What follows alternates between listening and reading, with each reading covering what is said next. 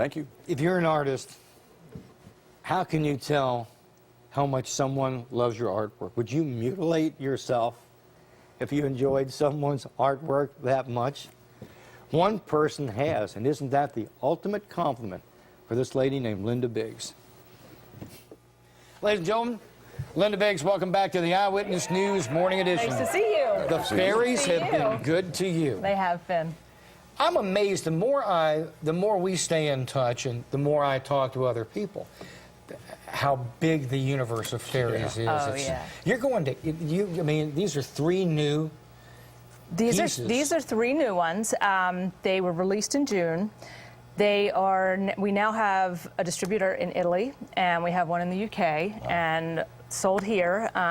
They're sold in all kinds of fine, nice gift shops, greetings and readings, go ahead. And bearing gifts. The news center. It's huge. But you're going international, and you know you've got booking agents in Europe, 2 different places. Did you have the wildest dream? We first met you. No. You were doing really nice sketches, of which we have one still stored, or I've got one on the computer.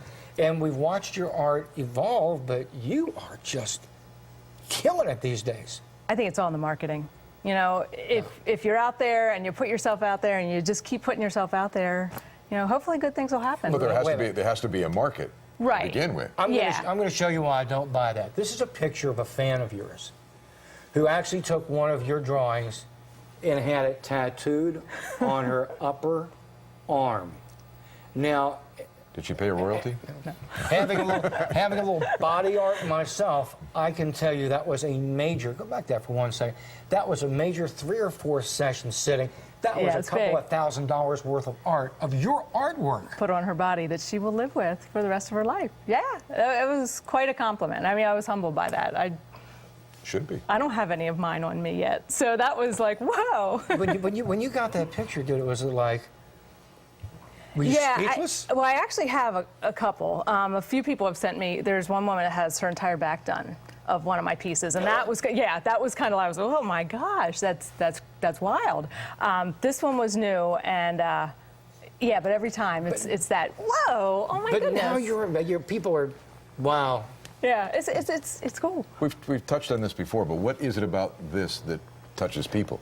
Why is the fairy market so huge? I think it ties back to childhood. You can look at it, you can create it yourself. I mean, I have a lot of my collectors also paint and do this for fun themselves, and it's something that just ties back a little innocence. Okay. There's no rules. There's nothing right or wrong. You just create what's in your head. Well, okay, so all of a sudden do you create these specially for the ceramics? No. Or is it is it previous drawings? Yeah, they select out of the pieces that I do. However, in January, there's a new series coming out that's a winter series, and it's 3 of us in it, Jessica Galbraith, Nene Thomas, and myself, and it has 3 winter visions of our ideas of fairy, and they asked us a few years ago to do a winter one, and then they selected. But most of the time, they just select out of our work.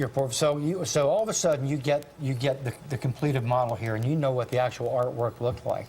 Is it? They're dead on. They're great. Very good. I didn't mean to cut you off, but they are right on the mark.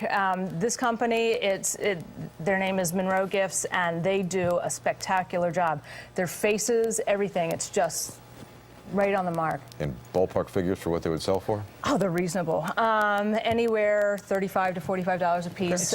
They're numbered. They're limited editions, so you get a collector piece. They're $4,800 in the run, and what a compliment! I mean, seriously, we have. If I hope you've seen Linda on the show before, but we've kind of followed your career. This is another example of someone in our backyard that people around the world, when they meet you, say, "What's Baltimore like?" Oh, it's cool. I mean, you're another one of the hidden gems, I guess you'll addiction call it something. Yeah. No, well, that's a compliment. Thanks. Absolutely. There's your website, lindabiggs.com.